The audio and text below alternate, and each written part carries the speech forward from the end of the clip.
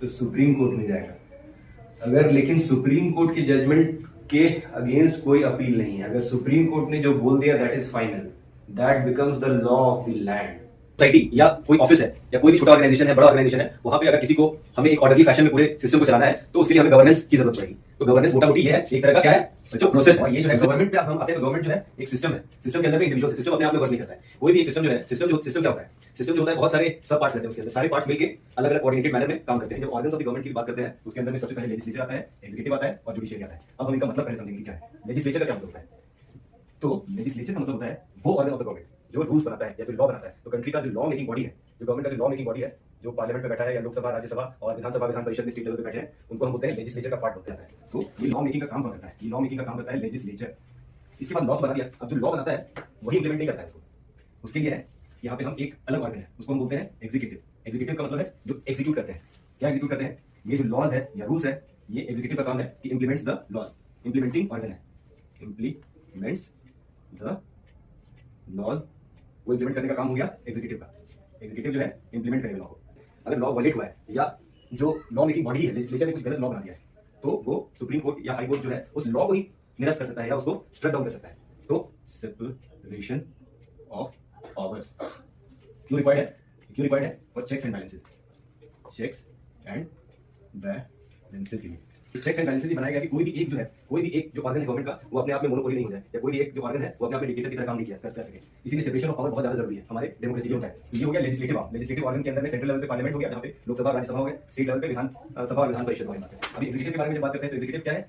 जो central level पे है वो है, सेंट्रल लेवल पे सबसे पहले प्रेसिडेंट होते हैं। प्रेसिडेंट जो है एग्जीक्यूटिव के नॉमिनल हेड होते हैं। नॉमिनल हेड मतलब नॉमिनल हेड, नॉमिनल हेड का मतलब हो गया ही इज देयर, बट बहुत ज्यादा इनका मतलब क्या बोलते हैं, डे टू डे फंक्शनिंग में काम नहीं है, एक तरह से हेड है ये। उसके नीचे फिर प्रेसिडेंट के नीचे होता है पूरा काउंसिल ऑफ मिनिस्टर्स होते हैं। Council of ministers, council of ministers होते हैं, जिसको हेड करता है कौन? हेड करता है headed by the prime minister. तो काउंसिल ऑफ मिनिस्टर्स जो है वो सारा जो है एग्जीक्यूटिव आर्म को जो चलाते हैं बोलते हैं, उसको बोलते हैं काउंसिल ऑफ मिनिस्टर्स, और उसको हेड कौन करता है? Prime minister. Prime minister decide करते हैं कि किस मंत्री को कौन सा पोर्टफोलियो दिया जाए, किसको डिफेंस दिया जाए, कौन डिफेंस का काम देखेगा, कौन एजुकेशन का काम देखेगा, कौन रेलवे का काम देखेगा। तो प्रेसिडेंट प्राइम मिनिस्टर ये सब चीजें डिसाइड करते हैं और पोर्टफोलियो असाइन करते हैं। तो इसलिए प्राइम मिनिस्टर जो इंडिया में बहुत ही पावरफुल पोजीशन है। प्रेसिडेंट जो है एक तरह से नॉमिनल हेड है या हेड ऑफ द स्टेट भी है, लेकिन एग्जीक्यूटिव के भी हेड है, और in general he is the supreme commander of the arm forces. और ये तो यहाँ पे स्टेट लेवल, और ये सेंट्रल लेवल पे हो गया, सेंट्रल लेवल पे हो गया, और इसी तरह स्टेट लेवल पे हो गया, स्टेट लेवल पे हो गया यहाँ पे गवर्नर, गवर्नर हो गया जैसे नॉमिनल हेड है वहाँ पे स्टेट में, और इसी तरह वहाँ पे भी council of ministers headed by, कौन हेड करता है स्टेट लेवल पे? कौन हेड करता है? Chief minister. हाँ, headed by the chief minister. Chief minister इसको हेड करता है। ये होता है सेंट्रल लेवल पे, और ये स्टेट लेवल। इसके अलावा जुडिशरी क्या है? जो लॉ को इंटरप्रेट करता है, लॉ। तो जुडिशरी का स्ट्रक्चर देखते हैं क्या है। जुडिशरी, जुडिशरी का स्ट्रक्चर क्या है? सबसे ऊपर में इंडिया के अंदर में है सुप्रीम कोर्ट। सुप्रीम कोर्ट अभी सुप्रीम कोर्ट ऑफ इंडिया है, उसको हेड करते हैं कौन? Chief justice of India. तो सुप्रीम कोर्ट जो है सबसे ऊपर जो है वो सुप्रीम कोर्ट है। जितने भी बाकी लोअर कोर्ट है, हाई कोर्ट है या डिस्ट्रिक्ट कोर्ट है, नीचे के लेवल पे सबको वो ओवरसी करता है या सबको सुपरवाइज करता है।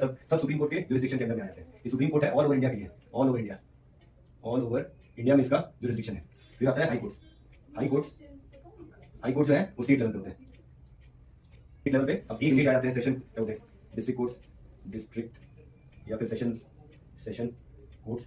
इनका जुरिस्डिक्शन जो है वो लिमिटेड है इनका। उसके ऊपर आता है हाई कोर्ट, फिर उसके ऊपर आता है सुप्रीम कोर्ट। तो सुप्रीम कोर्ट जो है बहुत ही पावरफुल है इंडिया के अंदर। सुप्रीम कोर्ट जो है that is the final authority, final authority है जो इंटरप्रेट कर सकता है लॉज को। कोई भी लॉ अगर कहीं पे कुछ गलत हुआ या अपील के लेवल पे, यहाँ पे अगर किसी का केस का फैसला नहीं हुआ तो वो हाई कोर्ट में जाएगा, हाई कोर्ट में भी फैसला नहीं हुआ तो सुप्रीम कोर्ट में जाएगा। अगर लेकिन सुप्रीम कोर्ट की जजमेंट के अगेंस्ट कोई अपील नहीं है, अगर सुप्रीम कोर्ट ने जो बोल दिया that is final, that becomes the law of the land. अगर ये डेमो, ये जो है ना दो वर्ड से बना है, डेमोस, ग्रीक वर्ड है डेमोस और प्लस क्रेटोस। डेमोस का मतलब होता है पीपल और क्रेटोस का मतलब होता है रूल। तो डेमोक्रेसी का मतलब होता है कि rule of the people, demos plus Kratos. तो रूल ऑफ द पीपल जो है अगर कहीं पे है तब हम उसको बोलते हैं कि वो डेमोक्रेसी है। मतलब ऑफ द पीपल मतलब लोगों का खुद का ही है। ये डेमोक्रेसी जो है रूल है, लोगों का खुद का रूल है। किसके द्वारा है? पीपल जो है वो खुद रूल करते हैं, पीपल खुद रूल करते हैं। और किसके लिए करते हैं? खुद के लिए करते हैं, फॉर द पीपल। किंग या क्वीन जो है रूल करता है। ये जैसे एलीट है, ये एरिस्टोक्रेसी में रूल ऑफ एलीट है। ये एलीट जो है बाय बर्थ जो है ना, वैसे लोग जो है अपने आप को एरिस्टोक्रेट कहते हैं। एरिस्टोक्रेसी एक अलग क्लास है, वो लोग रूल करते हैं कुछ जगहों पे। इसके अलावा है डिक्टेटरशिप। डिक्टेटरशिप हो गया, डिक्टेटरशिप में क्या हो गया? Rule of a single person. कोई एक आदमी बहुत पावरफुल हो गया तो वहां पे वो क्या करेगा कि सारे जो इंस्टीट्यूशंस है सारे पे कब्जा कर लेगा। जो हम क्या सेपरेशन ऑफ पावर्स जो है इसीलिए रहते हैं कि कोई एक ऑर्गन या कोई एक आदमी जो है पावरफुल नहीं हो पाए। तो rule of single person, rule of powerful individual, powerful person. Democracy जो है उसमें अगर हम देखें तो होता है दो चीज होती है। एक होता है डायरेक्ट डेमोक्रेसी, के लिए रिप्रेजेंटेटिव, अगर हम अपने खींचते हैं तो उसको हम बोलते हैं representative democracy. Representative democracy centre हो गया, फिर उसके बाद हो गया स्टेट, और उसके बाद हो गया पंचायती राज इंस्टीट्यूशन या फिर म्युनिसिपैलिटी। हाँ, पंचायती राज इंस्टीट्यूशन, या फिर ये पंचायत जो है, पंचायत हो गया, पंचायत समिति या ग्राम सभा, ये सब है विलेजेस के लिए। और इसी तरह म्युनिसिपैलिटी हो जाते हैं। म्युनिसिपैलिटी डेमोक्रेसी कैसे अचीव करते हैं, यहाँ पे फेयर इलेक्शंस होते हैं, फेयर इलेक्शंस हो गए, फिर उसके बाद क्या हो गया, यहाँ पे वोटिंग राइट्स रहते हैं। वोटिंग राइट्स रहते हैं जो कि 18 ईयर्स से अबव है, तो क्या बोलते हैं? United universal adult franchise, UAF. हाँ, और ये कौन कराता है फेयर, ये इलेक्शन कराने का काम कौन कराता है? Election commission of India. Election commission, election commission का काम है। ये जो है इंडिपेंडेंट ऑर्गन है, ये किसी भी जुडिशियरी, लेजिस्लेटिव, एग्जीक्यूटिव किसी का पार्ट नहीं है, ये इंडिपेंडेंट बॉडी है जो इलेक्शन कराती है। क्यों? अगर इंडिपेंडेंट नहीं रहेगा तो लोग मैनिपुलेट करेंगे, इसलिए एक इलेक्शन कमीशन जो है वो भी एक इंडिपेंडेंट बॉडी की तरह काम करता है जो इलेक्शन कराता है। तो डेमोक्रेसी के लिए फेयर इलेक्शन जरूरी है, और यूनिवर्सल एडल्ट फ्रेंचाइज है जो 18 साल से ऊपर के लोग हैं वो जो है वोटिंग कर सकते हैं। और 18 साल, हाँ, 18 है वो हो गया अर्बन, जो रूरल एरियाज, और अर्बन एरियाज हो गए वो सिटीज और टाउन्स को हम बोलते हैं अर्बन। अगर आप बच्चों को टॉपिक पढ़ते हो तो सबसे पहले आप पूछो अपने आप से, उस जो लिखा हुआ सेंटेंस लिखा हुआ है या जो वर्ड्स लिखे हुए हैं उनको आप ब्रेक करने की कोशिश करो, और हर वर्ड को इंडिविजुअली और आइसोलेशन में और एक कंबाइंड रूप में आप पढ़ने की कोशिश करो, फिर समझो कि वो क्या कहना चाह रहा है। तो अगर हम यहाँ पे तोड़ते हैं इसको, तो लोकल, लोकल सेल्फ, और क्या है? गवर्नमेंट। तो इसमें हमने देखा क्या क्या ये है, लोकल एक हो गया, फिर क्या हो गया? सेल्फ हो गया, और क्या हो गया? गवर्नमेंट। लोकल का मतलब क्या हो गया? लोकल का मतलब क्या हो गया? लोकल का मतलब कि अपने आसपास की जगह है, आसपास की जगह है, जो हमारा नेबरहुड है, locality, neighbourhood locality. Neighbourhood locality जो है वो हो गया लोकल। सेल्फ का मतलब क्या हो गया? अपना। हाँ, हमारा खुद का। तो हमने पढ़ा था कि डेमोक्रेसी में क्या होता है कि rule of the people, by the people and for the people. तो ये सेल्फ का मतलब है कि हमारा अपना, किसका अपना? ये जो लोकैलिटी में जो लोग रह रहे हैं उनका खुद का, गवर्नमेंट। ये तीसरा हो गया गवर्नमेंट। गवर्नमेंट का क्या काम है कि जो गवर्नेंस या जो भी पॉलिसी डिसीजंस लिए जाते हैं उसको इंप्लीमेंट करने का जो काम है वो होता है गवर्नमेंट का। इसका एक अपना सिस्टम होता है, लोग होते हैं उसको इंप्लीमेंट करने के लिए। तो इसी तरह लोकल सेल्फ गवर्नमेंट का हो गया मतलब कि हमारे जो नेबरहुड लोकैलिटी है, जैसे गांव हो गया हमारा, जो हमारे गांव, जो अगर एक छोटे किसी भी गांव का एग्जांपल लेते हैं तो उस गांव के लोगों का खुद का जो गवर्नमेंट है वो हो गया लोकल सेल्फ गवर्नमेंट। इसको हम क्या बोलते हैं? Grass root democracy. Grass root democracy का मतलब क्या हो गया जब हम बोलते हैं? तो ग्रास रूट का मतलब जो है सबसे बेस, जो सबसे की नीचे के लेवल पे अगर डेमोक्रेसी पहुंच रही है तो उसको हम बोलते हैं ग्रास रूट डेमोक्रेसी। तो पार्टिसिपेट कर रहे हैं, तो जगह छोटी है हमारे अपने नेबरहुड की, अगर हम कोई पॉलिसी बनाना चाह रहे हैं तो वहां सारे लोगों का इन्वॉल्वमेंट होगा, तो इसलिए हम उसको बोलते हैं कि पार्टिसिपेटिव टाइप का डेमोक्रेसी है। और डायरेक्ट डेमोक्रेसी है, एक और बोलते हैं इंक्लूजन। इंक्लूजन मतलब सारे लोगों को, सबसे नीचे वाले को भी लेके चलना, सबसे ऊपर वाले को भी लेके चलना। अगर इंक्लूसिव डेमोक्रेसी बोलते हैं मतलब सारे लोगों का इन्वॉल्वमेंट है। तो लोकल गवर्नमेंट का काम है कि नेबरहुड में हमारे जो नेबरहुड एरियाज है उसके लिए हम जो गवर्नमेंट बना रहे हैं उसको बोलते हैं लोकल सेल्फ गवर्नमेंट। तो हमारा एक लोकल नीड्स है, इमीडिएट रिक्वायरमेंट चाहिए, बहुत जल्दी रेजोल्यूशन चाहिए और डाइवर्सिटी है, तो इसके लिए हम क्या करते हैं कि लोकल गवर्नमेंट बनाते हैं। इंडिया के अंदर में एक ये वाइसरॉय थे, उनका नाम था लॉर्ड रिपन करके था। लॉर्ड क्या नाम था? रिपन।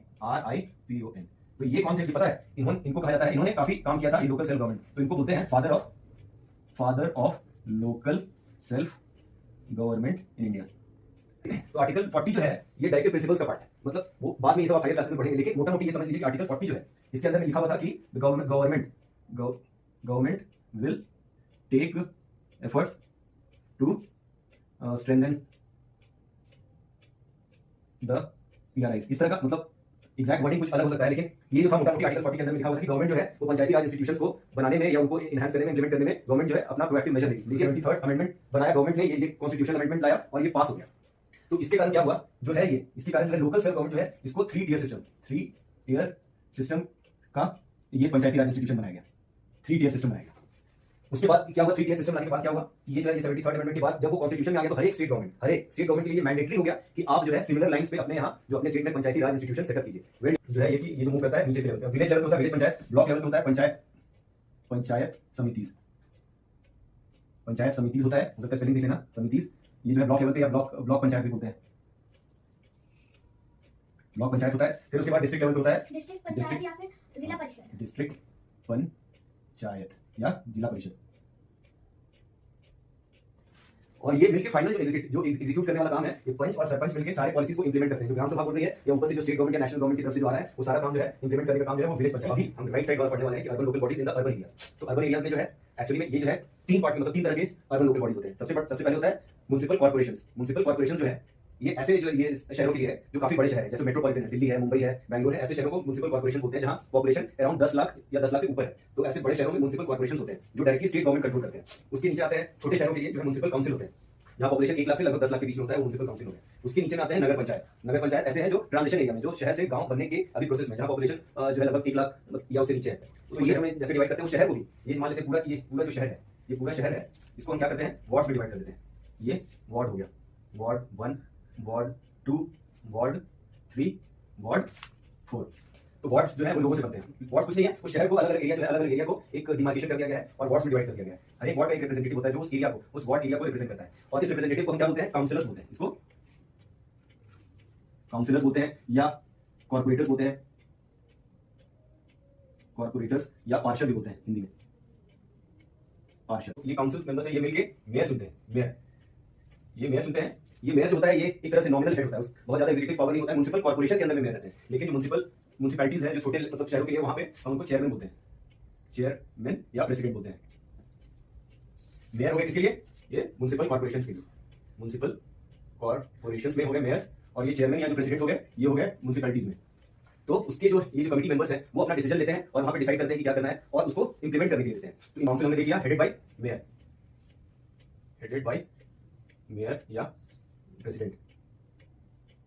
ये स्टैंडिंग कमिटीज हो गई, expert committees, expert, domain specific, domain specific ये हो गया। अब ब्यूरोक्रेसी जो है ना, फाइनल जो है, यहाँ पे जो ब्यूरोक्रेसी है बहुत इंपॉर्टेंट है। ये कौन हेड करता है, ये म्युनिसिपल कॉर्पोरेशंस में, म्युनिसिपल कॉर्पोरेशंस होते हैं उसमें ये हेड करते हैं म्युनिसिपल कमिश्नर, म्युनिसिपल कमिश्नर। ये म्युनिसिपल कमिश्नर जो है वो ब्यूरोक्रेसी का हेड होता है। फाइनली ये म्युनिसिपल कमिश्नर जो है कहाँ पे, कॉर्पोरेशन में, कॉर्पोरेशन में, म्युनिसिपल कॉर्पोरेशन में। और ये कॉर्पोरेशन में क्या होता है, कॉर्पोरेशन में यहाँ पे म्युनिसिपैलिटीज में इन्हीं को हम क्या बोलते हैं, इनको हम म्युनिसिपैलिटी में बोलते हैं सीईओ बोलते हैं, सीईओ, चीफ एग्जीक्यूटिव ऑफिसर बोलते हैं। और मेंबर्स जो अपने काउंसिलर को बताते हैं कि हमारे एरिया में ड्रेनेज नहीं है, यहाँ वहाँ पे सैनिटेशन नहीं आ रहा है। चंडीगढ़ में जैसे सुबह सुबह आता है, ये क्या आता है, चंडीगढ़ स्वस्थ बनाए। पटना में क्या आता है, गाड़ी वाला आया घर से कचरा निकाल। तो इस तरह का जो कचरा का जो मैनेजमेंट है, वाटर सप्लाई हो गया, या जो पार्क्स है, जो पार्क्स का मेंटेनेंस है, जो रोड्स है या जो साइकिल ट्रैक चंडीगढ़ में बनाए हुए, ये कौन मेंटेन करता है, ये जो म्युनिसिपैलिटीज है, म्युनिसिपल कॉर्पोरेशन के डोमेन में आता है, बॉडीज के, अर्बन लोकल बॉडीज के डोमेन में आता है।